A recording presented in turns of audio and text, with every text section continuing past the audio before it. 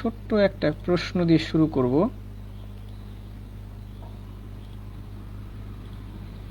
সেটা হচ্ছে আমাকে একটু বলবা যে CH3 CH2 আর একটা হচ্ছে CH3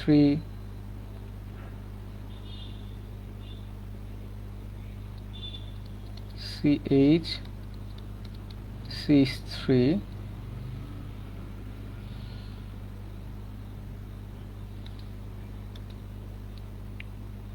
তো এইটা হচ্ছে তোমার 1 ডিগ্রি ফ্রি রেডিকেল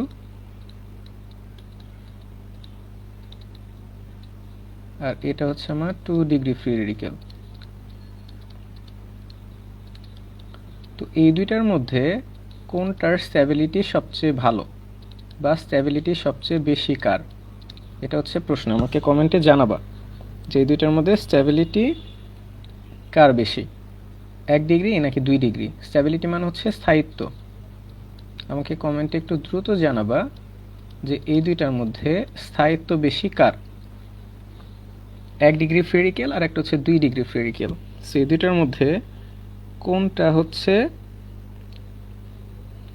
লেখা বোঝা যায় কিনা স্পষ্ট, সেটা আমাকে একটু জানাবা।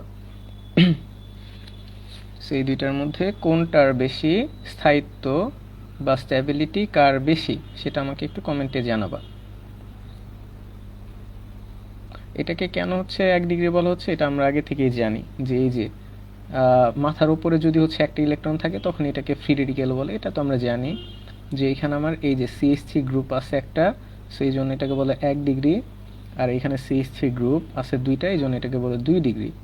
তার মানে হচ্ছে এই যে CH3 এই গ্রুপগুলোকে বলা হয় আর গ্রুপ বা অ্যালকাইল গ্রুপ। ওকে, অর্পা জানিয়েছো স্ট্যাবিলিটি বেশি হচ্ছে 2 ডিগ্রি। আনসার হচ্ছে রাইট। মৌমিতা এবং অর্পা দুইজনের উত্তর সঠিক। সো 2 ডিগ্রি ফ্রি রেডিকেল এটার হচ্ছে স্থায়িত্ব বেশি। সো আমরা হচ্ছে এটা জেনে রাখলাম। সো আজকে আমরা বেসিক্যালি যেটা শুরু করব সেটা হচ্ছে, আজকে আমরা যেটা শুরু করব, আমরা গত দিন যেটা পড়েছিলাম ওটা একটু দেখব। যে এইখানে যে 1 নাম্বার যে প্রশ্নটা আছে, 1 নাম্বার যে প্রশ্নটা, এইখানে এ এবং বি এর মধ্যে কোনটা বেশি তৈরি হবে। আমরা জানি যে একটা অপ্রতিসম অ্যালকিনের সাথে যখন একটা অপ্রতিসম বিকারক যুক্ত হয় তখন দুইটা প্রোডাক্ট তৈরি হতে পারে, একটা বেশি তৈরি হয় আর একটা কম তৈরি হয়। সো আমাকে একটু জানাবা যে এইখানে এ বেশি তৈরি হবে নাকি বি বেশি তৈরি হবে, এটা আমাকে কমেন্টে একটু জানাবা। এ বেশি তৈরি হবে নাকি বি বেশি তৈরি হবে সেটা আমাকে একটু জানাবা। কোনটা বেশি তৈরি হবে, কোনটা বেশি তৈরি হবে সেটা আমাকে একটু জানাবা।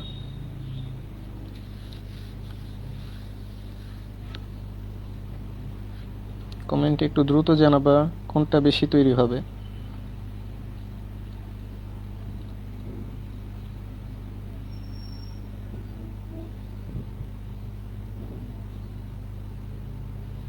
এ বেশি তৈরি হবে নাকি বি বেশি তৈরি হবে সেটা আমাকে একটু জানাবা কমেন্টে।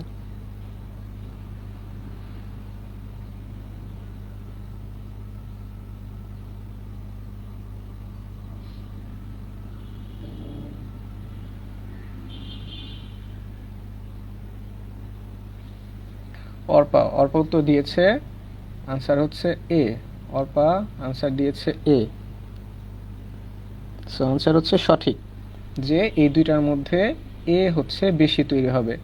এ বেশি তৈরি হবে কারণ আমরা জানি এইখানে যে এই যে এ বেশি তৈরি হচ্ছে, কোনটা বেশি তৈরি হবে এটা নিয়ে বিজ্ঞানী মার্ক নিকভ একটা নীতি দিয়েছেন যেটাকে আমরা বলি মার্ক নিকভ নীতি।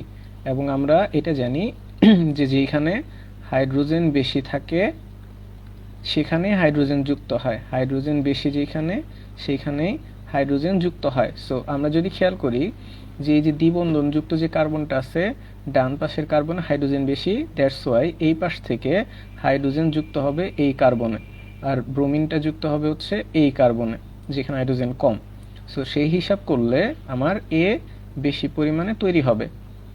এটাই ছিল মার্কনিকভ নীতি। সো আজকে আমরা যেটা পড়ব সেটা হচ্ছে বিপরীত মার্কনিকভ নীতি। আমরা আজকে যেটা পড়ব সেটা হচ্ছে বিপরীত মার্কনিকভ নীতি। এখন বিপরীত মার্কনিকভ নীতিটা হচ্ছে মার্কনিকভ নীতির উল্টা।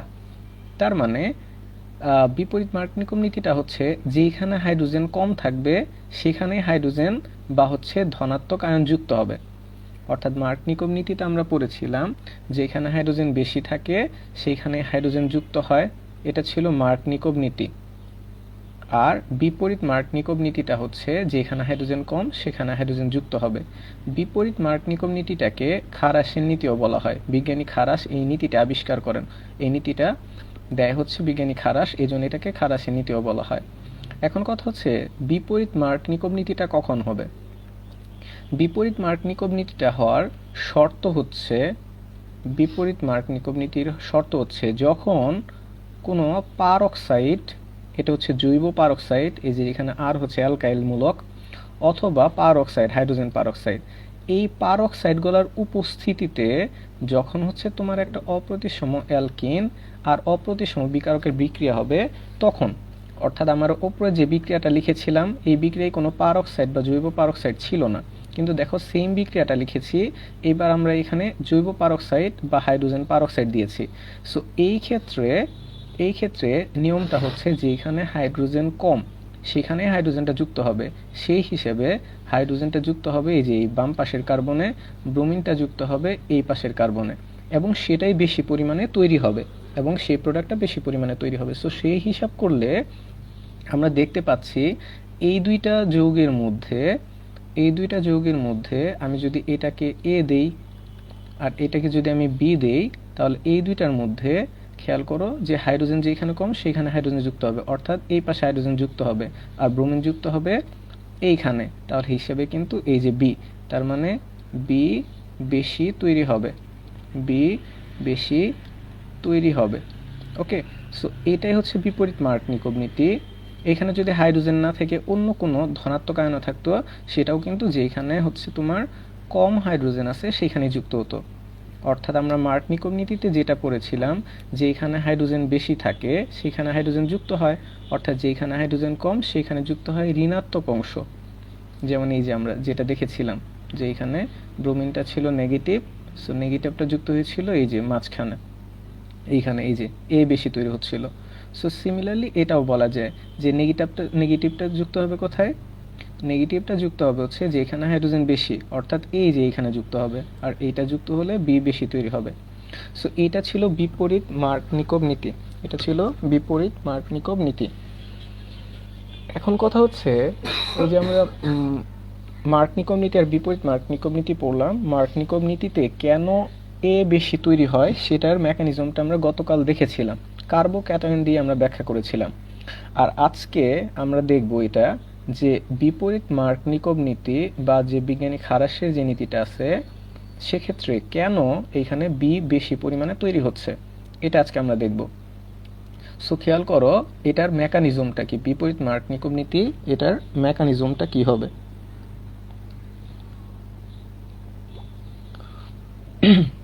দেখো বিপরীত মার্কনিকভ নীতিটা হয় যে আমাদের এখানে জৈব পারঅক্সাইড হয়, জৈব পারঅক্সাইড উপস্থিত হয়। তার প্রথমেই এই জৈব পারঅক্সাইড যেটা আছে এটা থেকে ফ্রি রেডিকেল তৈরি হয়। আমরা জানি যে ফ্রি রেডিকেলটা ছিল কি, যে যখন হচ্ছে ইলেকট্রনের সুষম বিভাজন হয় তখন ফ্রি রেডিকেল তৈরি হয়। সো এই যে আমার R2O2 আছে জৈব পারঅক্সাইড, এটাকে যদি আমি গাঠনিক আকারে লিখি, সো গাঠনিক সংকেতটা হচ্ছে ROOR। এখন খেয়াল করে দেখো এই যে এইখানে আমার যে একটা বন্ধন আছে, আর বন্ধন মানে কি আমার দুইটা ইলেকট্রন আছে, অর্থাৎ ROOR। সো এদের মধ্যে এই অক্সিজেন, বাম পাশের অক্সিজেনটা একটা ইলেকট্রন নিয়ে আলাদা হয়ে যায়, অর্থাৎ RO ফ্রি রেডিকেল, আর এই পাশে আরেকটা ফ্রি রেডিকেল তৈরি হয়, RO ফ্রি রেডিকেল। ওকে, সো এই যে প্রথম ধাপে কি হয় যে আমার R2O2 এটা ফ্রি রেডিকেল বিক্রিয়ার মাধ্যমে RO ফ্রি রেডিকেল তৈরি করে। দেন খেয়াল করো এইখানে আমার যে HBr ছিল সেই HBr এর সাথে RO ফ্রি রেডিকেল বিক্রিয়া করে সিমিলারলি খেয়াল করো HBr এর কথা যদি আমি চিন্তা করি, সো HBr এর মধ্যেও একটা বন্ধন আছে, তার মানে দুইটা ইলেকট্রন আছে, দুইটা ইলেকট্রন আছে, সো হাইড্রোজেন একটা ইলেকট্রন নিয়ে আলাদা হয়ে যায় আর ব্রোমিন আরেকটা ইলেকট্রন নিয়ে আলাদা হয়ে যায়, ফ্রি রেডিকেল তৈরি হয়ে যায় এদের মধ্যে। সো এইখান থেকে দেন এই হাইড্রোজেন ফ্রি রেডিকেল এবং ব্রোমিন ফ্রি রেডিকেলের মধ্যে এই হাইড্রোজেন ফ্রি রেডিকেলটা আর ওর সাথে বিক্রিয়া করে, তার মানে যুক্ত হয়। তো হাইড্রোজেন ফ্রি রেডিকেল ওর একটা ইলেকট্রন আছে, আরও ওর একটা ইলেকট্রন আছে, সো এরা হচ্ছে একটা বন্ধন তৈরি করে, আর ও এইচ এইটা তৈরি করে, এবং ব্রোমিন ফ্রি রেডিকেলটা এই যে সেপারেটলি থেকে যায়। তাহলে এইখানে আমাদের ব্রোমিন ফ্রি রেডিকেল থেকে গেল। সো খেয়াল করো যে আমার যে যৌগটা ছিল CH3CH ডাবল বন্ড CH2, এর সাথে পরবর্তীতে আমাদের যে ব্রোমিন ফ্রি রেডিকেলটা ছিল সেটা বিক্রিয়া করতে আসে।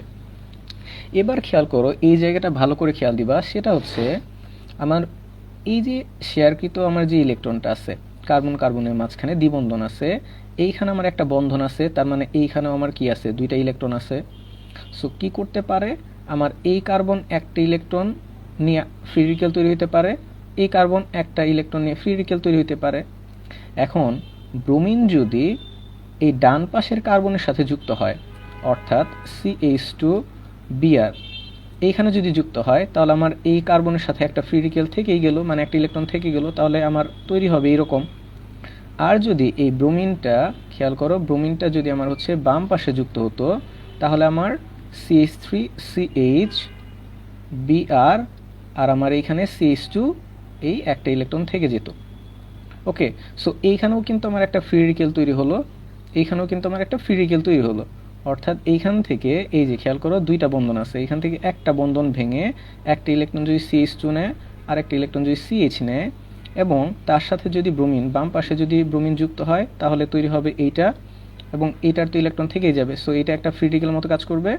আর ব্রোমিনটা যদি বাম পাশে যুক্ত হয়, তাহলে আমার এইটার ইলেকট্রন থেকে যাবে, তাহলে এইটা একটা ফ্রি রেডিকেল মতো কাজ করবে।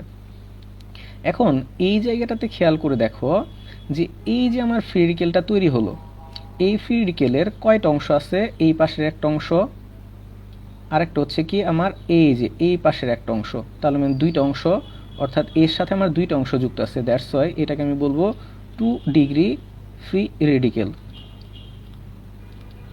2 ডিগ্রি ফ্রি রেডিকেল। আর এটাকে আমি কি বলবো, দেখো এই যে যেখানে ইলেকট্রন আছে এর সাথে আমার যুক্ত আছে কি, এই যে এই অংশটা যুক্ত আছে, সেটাকে আমি বলবো 1 degree free radical, 1 degree free radical.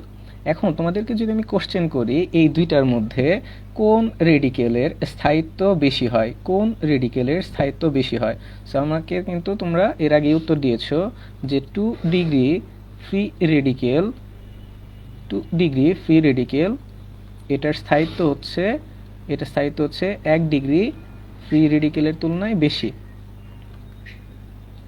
আমরা জানি যে স্ট্যাবিলিটি বা স্থায়িত্ব বেশি হচ্ছে কার, স্ট্যাবিলিটি বেশি বা স্থায়িত্ব বেশি হচ্ছে 2 ডিগ্রির বেশি, দ্যাটস ওয়াই এইখানে আমার এই প্রোডাক্টটা তৈরি হয় যে CH3CH CH2Br, এখানে 2 ডিগ্রি তৈরি হলো, অ্যান্ড দেন এইখানে এটা হচ্ছে 1 ডিগ্রি তৈরি হলো। এর পরবর্তীতে আমার হচ্ছে এই যে HBr সাথে যে আমার হাইড্রোজেনটা ছিল, পরবর্তী ধাপে এই দুইটা থেকে তোমার তৈরি হয় হচ্ছে জাস্ট হাইড্রোজেনটা যুক্ত হয়ে যায়। সো আমি যদি হচ্ছে ফাইনালি এটা লিখি যে এখানে আলটিমেটলি কি তৈরি হচ্ছে,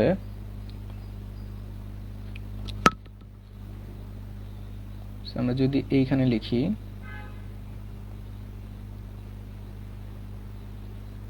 যে CH3CH CH2Br ফ্রি রেডিকেল, আর একটা হচ্ছে CH3CH CH2,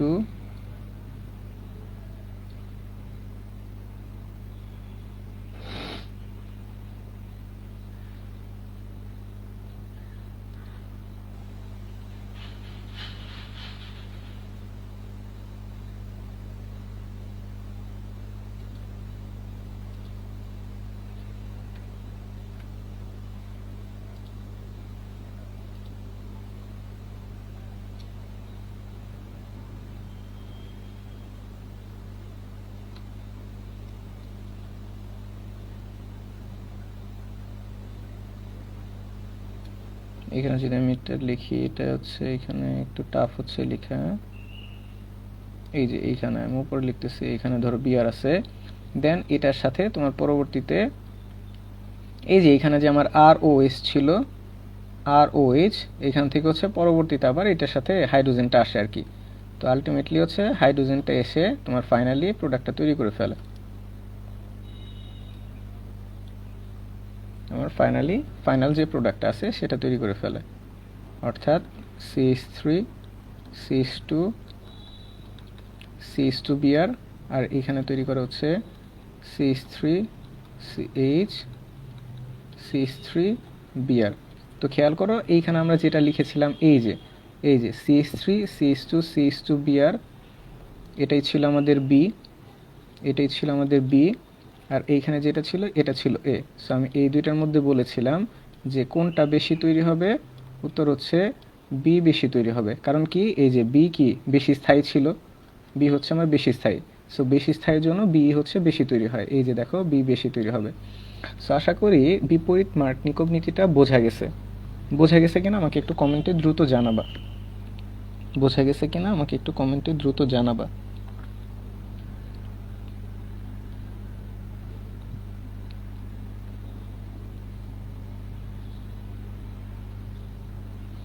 বোঝা গিয়েছে কিনা আমাকে একটু কমেন্টে দ্রুত জানাবা।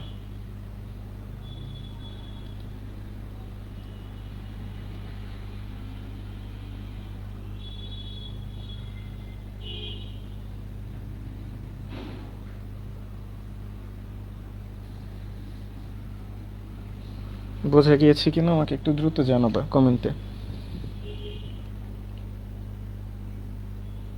বিপরীত মার্কনিকভ নীতি এবং এই যে মার্কনিকভ নীতি, এই দুইটা কিন্তু মেকানিজম বইতে, অনেক বইতে কিন্তু দেয়া নাই, কবির স্যার বইতে দেয়া নাই, তারপরে ঘোষ স্যার বইতেও দেওয়া নাই, এটা হাজারিনাক স্যার বইতে দেয়া আছে।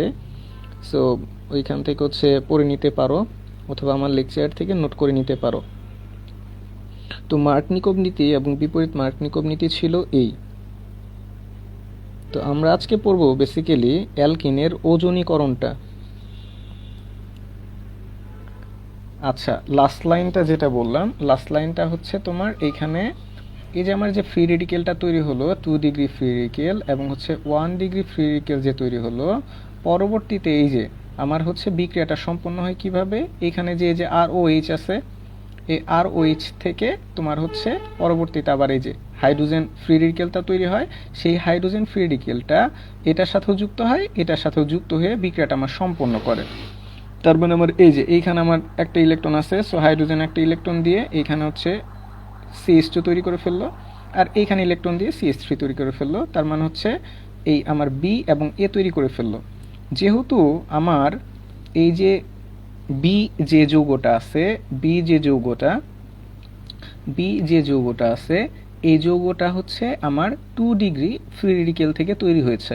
আর যেহেতু 2 ডিগ্রি ফ্রি রেডিকেলটা বেশি পরিমাণে স্থায়ী, এই জন্যই যখন হচ্ছে এই বিপরীত মার্কনিকভ নীতি হয়, সেক্ষেত্রে এই বি যৌগটাই বেশি পরিমাণে তৈরি হয়।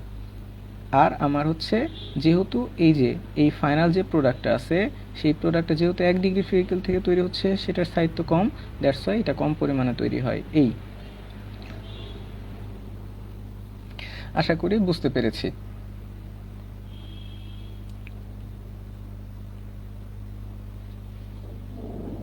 আচ্ছা, আজকে আমরা দেখব হচ্ছে অ্যালকিনের ওজনীকরণ। আমরা হচ্ছে ওজনীকরণ বিক্রিয়াটা দেখব। ওজনীকরণ, ওজনীকরণ বিক্রিয়া মানে হচ্ছে এক কথায় হচ্ছে ওজনের সাথে বিক্রিয়া। ওজনের সংকেত হচ্ছে O3, অর্থাৎ এইখানে অক্সিজেন, এটা হচ্ছে ওজন অণু, এই যে এটাকে বলা হয় অক্সিজেন, 3টা অক্সিজেন পরমাণু মিলে হচ্ছে একটা ওজন তৈরি হয়। সো ওজনীকরণ বিক্রিয়া। তো আমরা হচ্ছে অ্যালকিনের ওজনীকরণ দেখব, যে অ্যালকিন। সো অ্যালকিনের ওজনীকরণ বিক্রিয়া মাথায় রাখবা, অ্যালকিনের ওজনীকরণ করলে আমার তৈরি হবে এলডিহাইড বা কিটোন প্লাস এলডিহাইড বা কিটোন। অ্যালকিনের ওজনীকরণ করলে আমার অ্যালডিহাইড বা কিটোন তৈরি হবে। অ্যালকেনের ওজনীকরণ করলে কি তৈরি হবে? অ্যালডিহাইড বা কিটোন তৈরি হবে, প্লাস অ্যালডিহাইড বা কিটোন তৈরি হবে। আচ্ছা, আমি এইখানে ডিটেলসে আসব, তার আগে চলো একটু পড়ে আসি যে অ্যালডিহাইড বা কিটোন এই জিনিসটা কি। অ্যালডিহাইড বা কিটোন এই জিনিসটা কি সেটা আমরা আগে হচ্ছে একটু পড়ে আসি।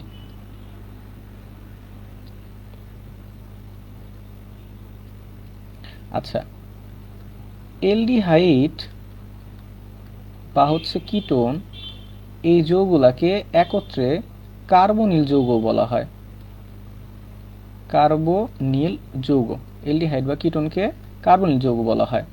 কার্বনিল যৌগ কাকে বলা হয়? অর্থাৎ যে সকল যৌগে এই যে মূলকটা থাকে সিও, এই মূলকটা, এবং এই মূলকটাকে বলা হয় কার্বনিল মূলক।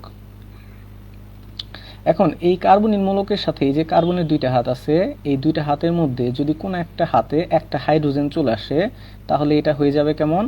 এটা হয়ে যাবে হচ্ছে সিএইচও। সিএইচও আমি এই পাশে যদি হচ্ছে বন্ধনটা যদি এই পাশে দেই, তাহলে খেয়াল করো এই কার্বনিল মূলকে যদি আমার হচ্ছে কার্বনিল মূলকে যদি একটা হাইড্রোজেন চলে আসলো, ধরো এই কার্বনের হাইড্রোজেন চলে আসলো, তাহলে এখানে তৈরি হবে সিএইচও। তখন আমরা এই মূলকটা যাদের থাকবে, সিএইচও মূলক যাদের থাকবে তারা হচ্ছে অ্যালডিহাইড। আর যদি এইখানে দুইটা হাতে ফাঁকা থাকে, অর্থাৎ দুইটা হাতে যদি কোনো আর গ্রুপ আসে, আর গ্রুপ অর্থাৎ অ্যালকাইল গ্রুপ আসে, তখন আমরা এটাকে বলবো কিটোন। তাহলে খেয়াল করো এই দুইটা হাতের মধ্যে একটা হাতে যদি হাইড্রোজেন চলে আসে, আরেকটা হাতে যদি আর গ্রুপ আসে, তাহলে ওইটাকে আমরা বলবো হচ্ছে অ্যালডিহাইড। অর্থাৎ একটা হাতে কি থাকবে? আর গ্রুপ থাকবে, আর একটা হাতে হাইড্রোজেন থাকবে, অর্থাৎ হাইড্রোজেন থাকলে সেটা কি? অ্যালডিহাইড। আর যদি এই কার্বনের সিও মূলকের সাথে কোনো হাইড্রোজেন না থাকে, তখন এটাকে আমরা কি বলবো? কিটোন বলবো। সো এটাই হচ্ছে অ্যালডিহাইড এবং এটা হচ্ছে কিটোন। ওকে, সো খেয়াল করো আমরা হচ্ছে এটার যদি একটু এক্সাম্পল দেখি, যেমন খেয়াল করো এইখানে আর গ্রুপ যেটা আছে, এই আর গ্রুপের কি হতে পারে? অ্যালডিহাইডের ক্ষেত্রে মনে রাখবা এই দুইটা কার্বনের দুইটা হাতে দুইটা হাইড্রোজেনও থাকতে পারে। খেয়াল করো এখানে যদি আমি দুইটা হাতে দুইটা হাইড্রোজেন দেই, ধরো এই কার্বনের হাতে একটা হাইড্রোজেন দিলাম, আমি লিখি যে এই হাতে একটা হাইড্রোজেন দিলাম, তার মানে কি এটা একটা অ্যালডিহাইড। এই হাতে আমি হাইড্রোজেনও দিতে পারি, আবার হচ্ছে কি দিতে পারি? আর গ্রুপ দিতে পারি। ধরো হাইড্রোজেন দিলাম, তখন এটাকে আমি লিখতে পারি কি? H CHO. এবং এটার নাম কিভাবে করব? খেয়াল করো এইখানে টোটাল কার্বন কয়টা? এখানে টোটাল কার্বন হচ্ছে একটা। তো এক কার্বন বিশিষ্ট অ্যালকেনের নাম হচ্ছে মিথেন। সো এটার জন্য এটার নামের প্রথমে আসবে মিথ, আর এইখানে যেহেতু অ্যালডিহাইডের জন্য লাস্টে যুক্ত হয় নেল, সো এটাকে বলা হবে মিথানেল। এটাকে বলা হবে মিথানেল। এবার খেয়াল করো যদি এরকম হতো যে এই কার্বনের মূলকে একটা হাইড্রোজেন আসলো, তার মানে এটা একটা অ্যালডিহাইড, আর এইখানে মনে করো একটা অ্যালকাইল গ্রুপ আসলো। অ্যালকাইল গ্রুপ মানে কি? আর গ্রুপ, অর্থাৎ মনে করো CH3 আসলো, তাহলে তখন এটা কি হতো? CH3CHO, তার মানে এটা একটা অ্যালডিহাইড। এবং এটার নাম কি হতো? খেয়াল করো এখানে কার্বন কয়টা? এখানে আমার কার্বন হচ্ছে দুইটা, অর্থাৎ দুই কার্বন বিশিষ্ট অ্যালকেনের নাম হচ্ছে ইথেন। সো ইথেনের জন্য শুরুর যে অংশটুকু আছে ইথ, আর অ্যালডিহাইডের জন্য যুক্ত হয় নেল, সো ইথানেল। সো এটার নাম হয় ইথানেল। এবার খেয়াল করো যদি এখানে থাকতো, ধরো আর গ্রুপটা যদি আরো বড় হতো, হ্যাঁ আর গ্রুপটা যদি বড় হতো, এখানে ধরো হাইড্রোজেন দিলাম, আর এখানে হচ্ছে আর গ্রুপটা আরেকটু বড়, অর্থাৎ মনে করো হচ্ছে C2H5, অর্থাৎ মনে করো এরকম আছে CH3CH2 এরকম আছে, তাহলে সেটা কি হতো? সেটা হতো CH3CH2CHO। এটাও একটা অ্যালডিহাইড, এবং এটা কয়টা? 3 কার্বন বিশিষ্ট অ্যালডিহাইড। সো এটার নাম হতো কি? 3 কার্বন বিশিষ্ট। আমার অ্যালকেনের নাম হচ্ছে প্রোপেনের প্রোপ, আর অ্যালডিহাইডের জন্য অ্যানেল, সো হচ্ছে প্রোপানেল। সো এটার নাম হতো প্রোপানেল। সো এগুলো হচ্ছে অ্যালডিহাইড। এবার যদি আমি হচ্ছে কিটোনে আসি, সো কিটোনের ক্ষেত্রে কি হবে? এই কার্বনিল যে মূলক আছে, এই কার্বনিল মূলকের সাথে দুইটা আর গ্রুপ থাকে, অর্থাৎ এইখানেও মনে করো আমি CH3 দিলাম, এইখানেও আমি CH3 দিলাম, তাহলে এটার নাম কি হবে? এটা একটা কিটোন। এটার নাম কি হবে? খেয়াল করো এখানে টোটাল কার্বন আছে কয়টা? 3টা। 3 কার্বন বিশিষ্ট আমার অ্যালকেনের নাম কি? 3 কার্বন বিশিষ্ট আমার অ্যালকেনের নাম হচ্ছে প্রোপেন। সো প্রোপেনের জন্য প্রোপ, আর কিটোনের জন্য যুক্ত হয় নোন। কিটোন যুক্ত হয় নোন, তার মানে আনন, আনন মনে রাখবা, আনন যুক্ত হয়, সো এটার নাম হচ্ছে প্রোপানন। এবার মনে করো যে এরকম থাকলো, এই কার্বনিল মূলক আছে, এইদিকে ধরো একটা CH3 আছে, আর এইদিকে আছে আর একটু বড় CH3 CH2 আছে। হ্যাঁ, তখন এটাকে আমরা কি বলবো, যে এইখানে কার্বন আছে কয়টা, 4টা, তাহলে এই জিনিসটাকে কিন্তু ইচ্ছা করলে এইভাবে লেখা যায় যে CH3 CH2 CO CH3। খেয়াল করো এখানে আমার 4টা কার্বন আছে, সো 4 কার্বন বেসটা আমার অ্যালকেন নাম হচ্ছে বিউটেন, আর আমার কিটোনের জন্য যুক্ত হয় আনন, সো এটার নাম হচ্ছে বিউটানন। সো এগুলো ছিল এলডিহাইড কিটোন। তো এইটুকু হচ্ছে আমার একটু জানা লাগবে যে এলডিহাইড বা কিটোন কি। তাহলে খুব শর্টকাটে যদি আরেকবার বলে দেই, যে সিও মূলকটা থাকলে সেটা কার্বনিক মূলক থাকবে, এই সিও মূলকের সাথে একটা হাইড্রোজেন থাকলেই সেটা এলডিহাইড, আর যদি দুইটা হাতেই কোনো হাইড্রোজেন না থাকে সেটাই হচ্ছে কিটোন। ওকে, এতটুকু